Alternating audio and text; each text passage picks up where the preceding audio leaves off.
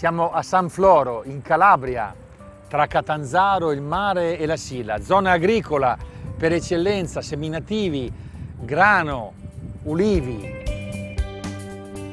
Finocchio selvatico. Questo invece è grano tenero Verna.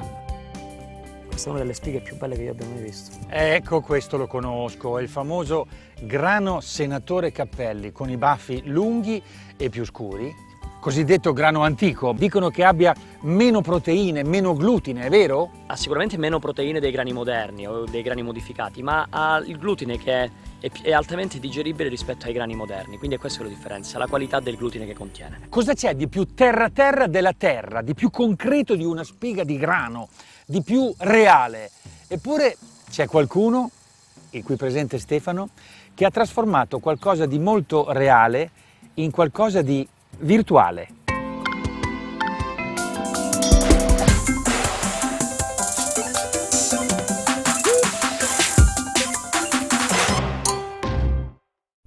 Guarda, viene fuori la farina! Sì, il mulino sta macinando. Dov'è? Oh! Questo è il nostro grano tenero Verna, integrale in purezza. Grano Verna integrale in purezza. È anche buona così. Senti, ma chiudi un attimo, puoi spegnere che volevo vedere dentro la macina com'è, perché allora la storia è che tu hai recuperato questa macina che stava in un vecchio mulino che andava in rovina. Ma la storia di Stefano e del suo mulinum.it, la storia di una filiera che produce farina, pane e pasta in modo tradizionale, la storia del suo sogno realizzato attraverso il web e i social, da dove comincia. Tu hai proposto a delle famiglie di adottare, Sì.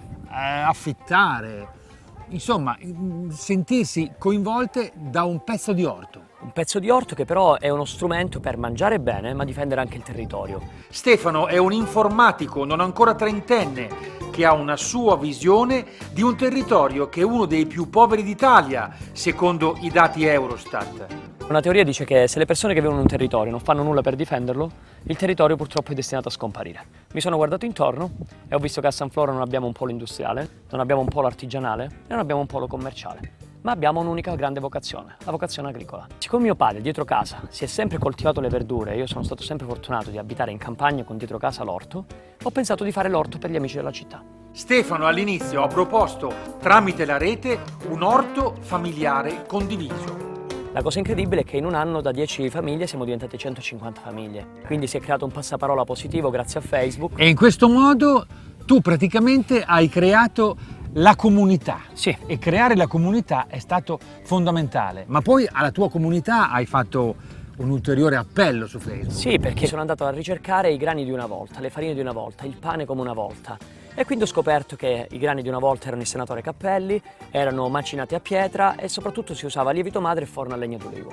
Ed è stato all'orto 2 anni fa che è iniziato il primo progetto del pane dell'orto, quindi il pane di San Floro, il pane fatto come una volta. A un certo punto un problema. Il mulino dove andavo a macinare è stato messo in vendita e non mi bastavano i capitali per comprarlo. Per continuare a fare il pane sano e tradizionale ci voleva il vecchio mulino, che quindi andava salvato e recuperato. E quindi ho pensato di chiedere una mano a tutte le persone che su internet mi seguono, erano 5.000 all'epoca, oggi sono 30.000, e ho detto, cari amici, c'è un problema, in Calabria stiamo perdendo l'ultimo mulino a pietra, mi aiutate a comprarlo e a portarlo a San Floro? Ho avuto l'appoggio di centinaia di investitori pronti a scommettere su di me. Si chiamerebbe crowdfunding. È un crowdfunding, cioè quando una folla di persone finanzia l'idea. Un progetto nuovo, agricolo, però con la comunicazione digitale. Il mulino social è diventato realtà. A San Floro la struttura in bioedilizia è stata realizzata senza soldi pubblici. E tutto è nato dall'aver creato comunità e di averla condivisa, raccontata sul web. Stefano picchia duro in termini di comunicazione e con i fondi raccolti e con l'appoggio della rete, in pochi mesi costruisce un nuovo edificio in bioedilizia che diventa forno, punto di aggregazione e dove soprattutto rimonta il vecchio mulino.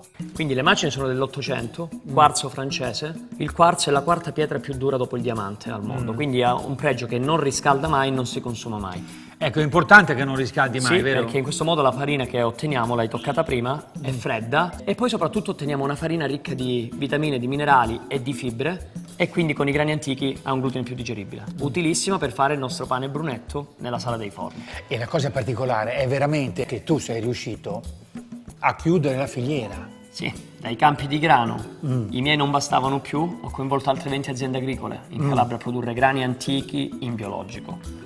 La macina? Maciniamo a pietra, La quindi abbiamo farina? la farina e i prodotti da forno.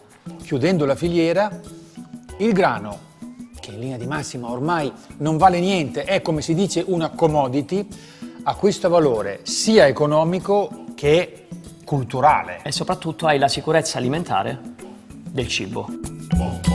Stefano, allora c'è tutto, i pomodori dell'orto familiare e il pane senatore Cappelli, ma soprattutto c'è il computer. La cosa interessante è che oltre 10.000 persone ogni mese ci visitano, e 1 migliaio di questi è interessato ai nostri prodotti e quindi abbiamo centinaia di ordini al giorno, dove grazie a mulinum.it, che è il sito di riferimento, puoi ottenere a casa e ricevere a casa la farina o gli altri prodotti da forno. E pensa un po' che spediamo anche il pane dalla Calabria ad amici in Piemonte e in Trentino Alto Adige. Guarda, in sintesi, scusa, mi pulisco gli occhiali perché sono pieni di farina dappertutto, ma ne valeva la pena. Tu hai creato una comunità, l'hai coinvolta in un sogno e raccontando e facendo, con il virtuale e con il reale, hai creato.